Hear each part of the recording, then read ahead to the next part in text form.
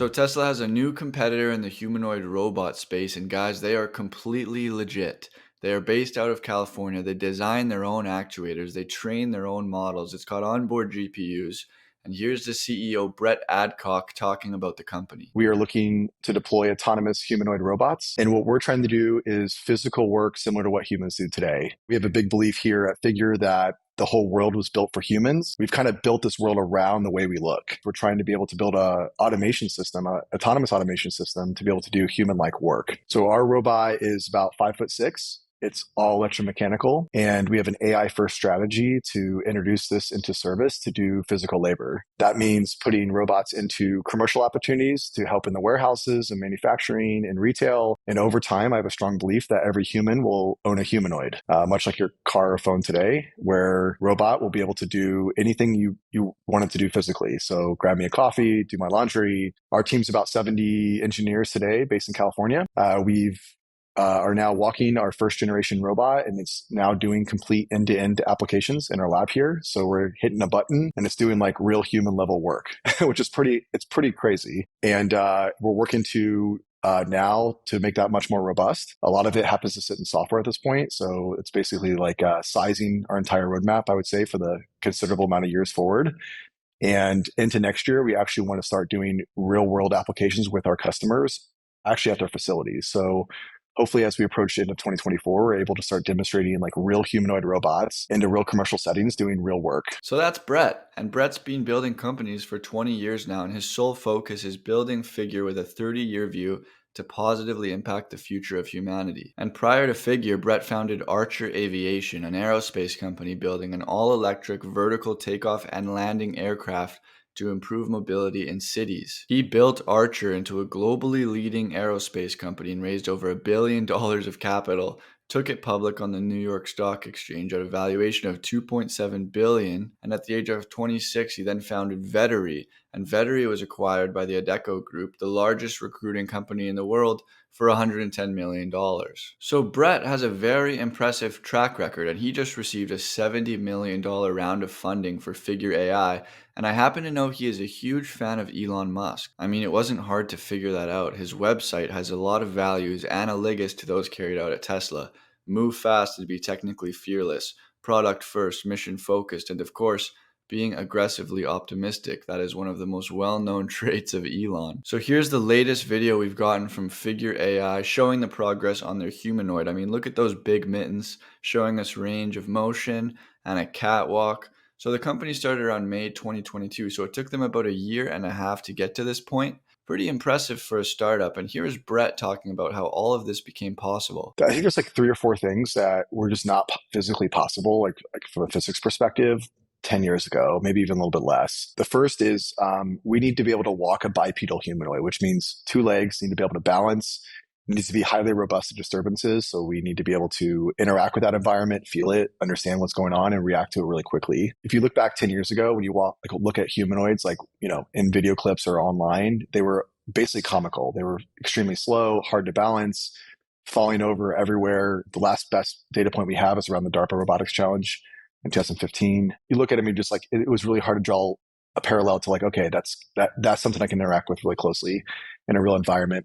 If you look at the best in the world in terms of like bipedal dynamic walking today, whether it's us or Boston Dynamics or the rest, you can see like really robust systems that are able to reason and articulate almost like better than a human in some ways. I would say at this point, the locomotion side is as good or potentially maybe better than a human. I mean, you see some robots doing like front flips and back flips in terms of how well they can basically interact with the world. So we feel like that space just wasn't possible 10 years ago. The sensors and algorithms around being able to control those robots and even the AI training systems around that have gotten so robust that we think this is like a solved space. We're making a lot of improvements in this area, but it's definitely it's definitely sufficient to be able to introduce robots into real operations. So the first one is like basically bipedal locomotion. 10 years ago, not really possible to do in real commercial viability. The second is we need a certain amount of power and torques in the motors to be able to lift a certain amount of objects and manipulate them. And we need a certain amount of runtime in the system to be able to do like real, hours and hours of daily operations. So the energy and power density in both the battery systems and the motors or the actuators were not energy or power dense 10 years ago to be able to do real operations from electromechanical perspective. If we wanted to use batteries and motors, you look 10 years ago, you see some robots like Boston Dynamics were all hydraulic to basically get the torques and powers they really needed to basically move around the physical world. Today, our system is all electric. We use basically 2170 basically energy cylindrical cells that you would see in electric cars. And we have electric actuators that are basically electric motors with rotors and stators that allow us to basically build a really, I would say, relatively simple and safe and high power and high energy system. And I do not think this was possible 10 years ago. The third is basically we need to be able to reason through the world really quickly from a perception systems, manipulation policies, high level behaviors. We need to parallelize that work. So from a compute and algorithm perspective, I also don't think this was possible 10 years ago to be able to do.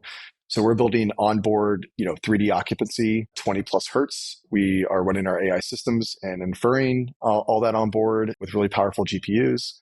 We have several thousand teraflops of GPU capacity in the next generation robot that we're bringing up right now. So I think this is, again, not a really thing where we want to introduce autonomous systems into the world. Wasn't really possible. And I would say the last thing that's been a tremendous breakthrough for the robotic space has been the emergence of large language models. So we're going to be able to take a robot from the warehouse into your home through language. I'll be able to, as a robot, interact with a human, be able to understand what you mean, and then be able to actually plan tasks based on what you're saying. And we're going to use all that through language. And we're spending a decent amount of time here now with our AI team, building different types of vision language models to be able to demonstrate those capabilities. So if you guys couldn't already tell, Brett Adcock is truly brilliant. He showed in that monologue that he understands the technology. 10 years ago, bipedal locomotion not possible. Powering a humanoid robot with electric batteries not possible. I mean, creating a brain for the robot was not possible, and now it all seems possible, and Brett is betting all of his career earnings on this huge humanoid robot opportunity. He understands that the company faces a high risk and extremely low chance of success. However, if we are successful, we have the potential to positively impact humanity and to build the largest company on the planet, he claims. Well, it won't be bigger than Tesla, buddy, but I definitely wish you success. And here's Brett talking about how they're going to train the robot. If you look at the business strategy we have, which means we want to get to revenue and we want to get to market as fast as we can, we need to get into markets that ideally are more constrained or less variable, overall just more structured environments. That's the best. That'll be the easiest for us to do high performance operations. And it'll be quicker for us to build the data engine, the AI data engine that we basically need to build to basically train the robots and to generalize across new tasks. That means getting a robot that we can ship tens of millions into warehousing and manufacturing areas where there's labor shortages that need our help, that can pay a lot. That's going to be, as a startup, that's going to happen a lot faster than trying to wait 10 more years with billions of dollars and more capital to be able to ship a consumer robot that needs to be really inexpensive, really robust, and needs to be able to generalize much easier across very different homes and layouts and, items it's going to grab and languages it needs to interact with humans. So for us, we think that this commercial side or more industrial side will bootstrap what we think is the bigger business to consumer over time. And it will allow us to start getting data really early that we can start training our AI systems with, which is, as of now, one of the more important things we could be doing, which is how do we think about data collection? How do we think about that at scale? And how do we think about running that through the AI data engine loop successfully and recursively over time? And that's, we're spending most of our time at this point trying to think about how we do that at scale and how we start doing that in early operations. And we're even spending a lot of time just bootstrapping that data with our certain clients we have. Well, this is why it's valuable as Tesla shareholders to watch something like this. Tesla is thinking about the same things.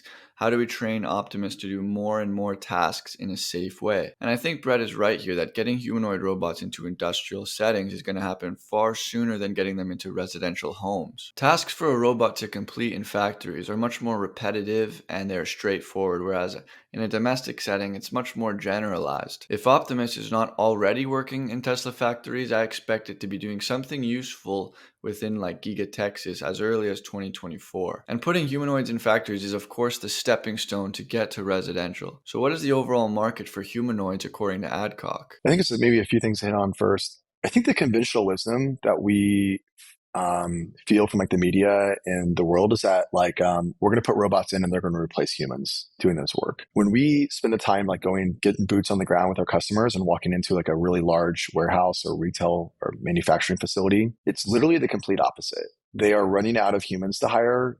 Those humans are turning over 100% per year. The jobs are sometimes very dangerous and really boring. They just can't find a way to automate the human mobility and dexterity that we see today with humans. And there's just no plan. They don't know what to do. And when you look at a larger company that we say we potentially one of our clients, and you look top down to the factory floor, you'll see like these bays of really high automation where they'll have ASRS conveyor systems or like robotic arms and different things. And they'll be all over the place, all over the facilities and globally. And then between all that work, humans are bridging all that manually. They're moving bins and boxes or, carts or whatever it is. And they have hundreds of thousands and in some cases a million folks that are just doing this globally. And the companies just don't know how to automate this work. And it's a labor crisis going on inside the organization of like, how do I stop refilling this role every like 9 months? So what we see is, I would say, a fairly large market of relatively simple things that we could start doing, meaning like we could be moving bins and boxes, pushing carts. Say those bins, in a lot of cases at companies, there's only like 5 or 6. They're all standardized. They're all the same size. It's the same exact bin we see everywhere globally. And then a lot of cases, they have payload constraints on all of their operations in those areas globally, meaning we might not see any more than 30 or 40, 35 pounds of payload in a bin at any point in time. So for us, that allows us to have basically a really structured environment that we can get into. We think at this point, we'll be able to ship tens of millions of robots, even in the US, in a very narrow part of the world, in like warehousing and manufacturing, I guess, that are just moving bins and boxes and helping basically keep the operations going. It's much larger than what I thought a year and a half ago inside the company. I thought we'd have to do these much more dexterous, much more complicated, like higher SKU count item work, but it's really not the case. There's a lot of jobs that we can really help with that the companies really need and help with automation that they just can't find help with today. So yeah, our initial applications will be in areas of manufacturing, retail, warehousing, and doing these basically end-to-end jobs, 20 plus hours a day, 7 days a week, and helping these companies basically automate a lot of this work. It's a good strategy for Figure because they don't have any other sources of revenue right now. Brett is saying there's some simple tasks that our robot can do right now, and then we can make money while we continue to improve the intelligence and dexterity of our robots. And this strategy is outlined within Figure's master plan. It says in early development, the tasks humanoids complete will be structured and repetitive, but over time, with advancements in robot learning and software, humanoids will expand in capability and be able to tackle more complex job functions. And here's a more wide scope master plan from Figure. 50% of global GDP is human labor, worth $42 trillion.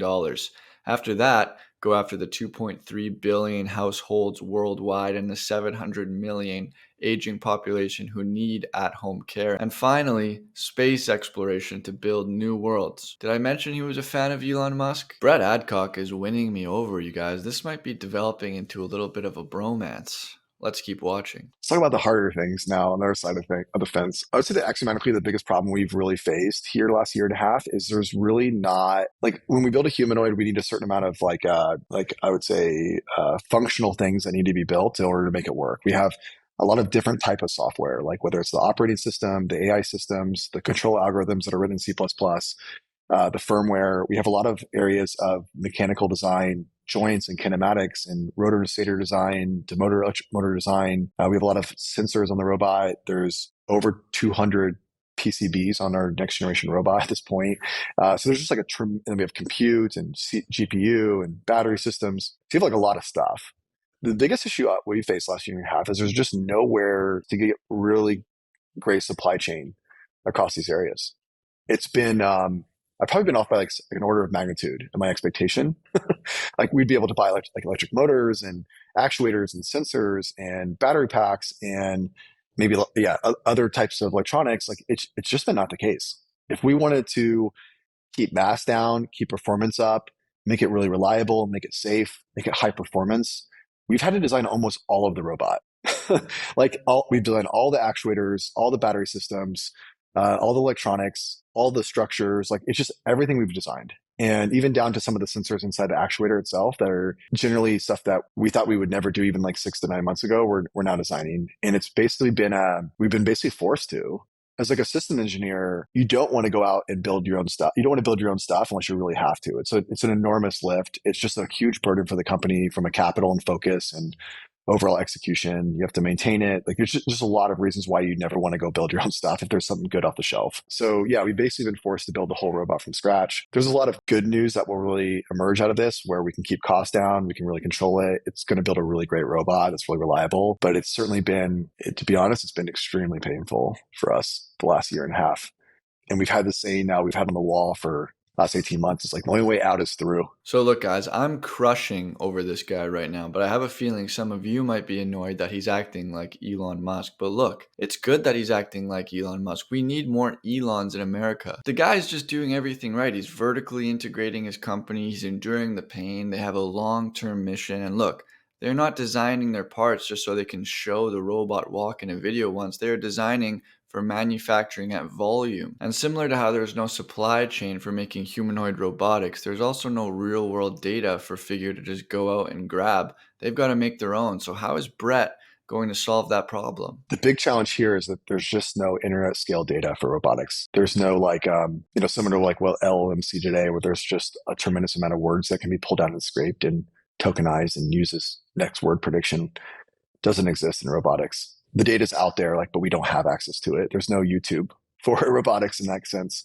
The short answer is we have an AI first strategy here at the company. In the limit, we feel like Figure is an AI business. That's why we called it Figure AI. We will need to do this extremely well from basically pixels in over time to commands out to be able to do really high reliability work. The robot's going to only really be useful in the limit unless we really figure this out. We do have to have like really great hardware because this is all for nothing without that dependency on the roadmap checked off. The hardware is just got to be incredible. And that's really where a lot of startups fall short in robotics is they just have really bad hardware to start, or they've tried to buy off the shelf or whatever. We just went head on and said, let's go build the best hardware possible. So we have a huge hardware team here. We spend a lot of time moving really fast, making a lot of reps. I think we're on a path now where we see over the next 12 to 24 months, us probably delivering really incredible hardware. I mean, the hardware is working really great now, but it's certainly not at a place where we can put it into a client site. It's working 7 days a week for the whole year and not going down. And we're not there, but there's a path to get there, I feel like, overall. So on the AI side, we strongly believe that we early on need to be collecting the right vision data, basically, and sensor data on site.